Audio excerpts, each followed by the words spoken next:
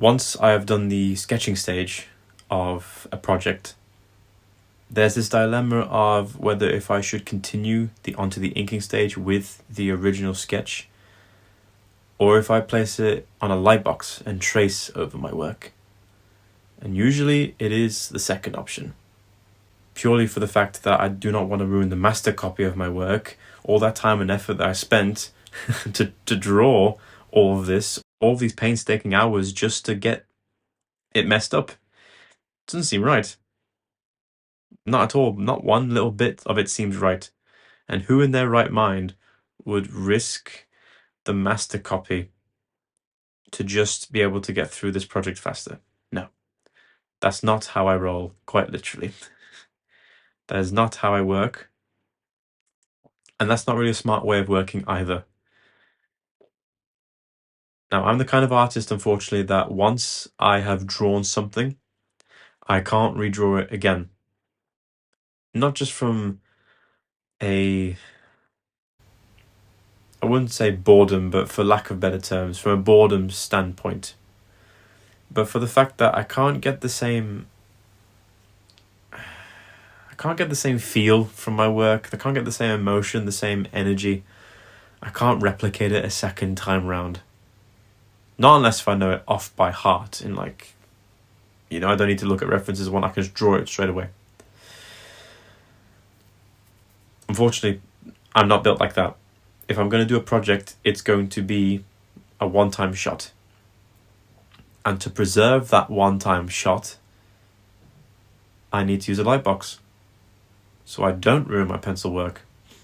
And fortunately, this first attempt had been messed up because I forgot to leave the ink to dry a little bit once placing my hand over it again, and later down the road I saw the smudges and I was extremely disappointed. But that was only 15 minutes wasted. 15 minutes compared to how many hours on the sketch is nothing. Nothing at all. It's child's play.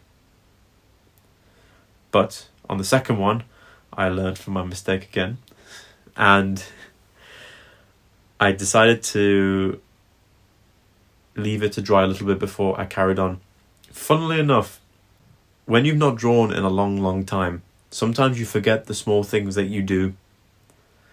And the big one for me is that I either work, depending on how the piece is drawn and how it's planned, I either start from the top left or the bottom left and make my way over to the top or bottom right.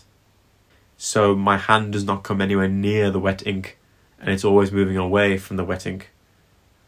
And that was something that I forgot on my first try. Silly me, I know. This is something that all artists should understand, but I forgot. I completely forgot like a fool. So my second attempt was so much more successful. I was able to ink things, but of course I had to give it a break so then I could again place my hand over it and do the areas that I needed to do a lot.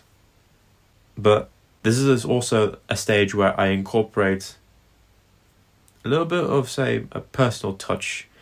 The way I draw when I outline is I like to outline certain parts of the image thicker than others, typically the outer side, but there has to be a good reason as to why the outer side needs to be thickened. I don't just thicken all of it. I try to think carefully on why I'm doing it. And that might change over time. All of that is called line weight. Line weight is a very handy tool, very useful tool, and a tool that should be understood. And I might change it a little bit because I have some ideas in my head which might change the way I do render. But as of now, I'm really comfortable with the way I'm doing it. And I'm going to continue to do that. Now, another thing that I do when I am inking is I add sort of like these little notches. But again, that's my take on how I ink. That's sort of my mark. And I enjoy doing that sort of stuff because it makes these organic shapes have a bit more structure to them and make them a bit more rigid. And that's something that is very hard to try and balance between the two of. Usually you have an organic shape that's very fluid and very soft and very gentle, but you have to compensate and make it somehow structural. Because if we were completely organic and completely fluid and rounded and smooth, we wouldn't be able to hold ourselves up. We'd be a flopping mess, quite literally. There's no bone structure, there's no nothing, and therefore your limbs will just flop around. There's nothing to hold it up. But then you have to compensate for the fact that there are certain parts of your body that are rigid, that won't bend, that won't move, and will only move because of the joints on either side of the bones. And that is something that's very hard to balance, which is why I incorporate those little sharp edges just to get that rigidity in the fluidity. And it's already mind-boggling as is when trying to explain it, but at the same time it's not, because you can see it happening right now. You can see what I mean. Thank goodness. Thank goodness for video editing. Thank goodness for filming and all the technical jargon. Thank goodness for all that. Because if this wasn't around, I wouldn't be able to show you and talk to you about it. But I can. And that's one of the many joys that I have as being an artist. To show my work, to show my craft, and to show my love and passion and enthusiasm for the arts. For comic art. For my art. And that's what really matters.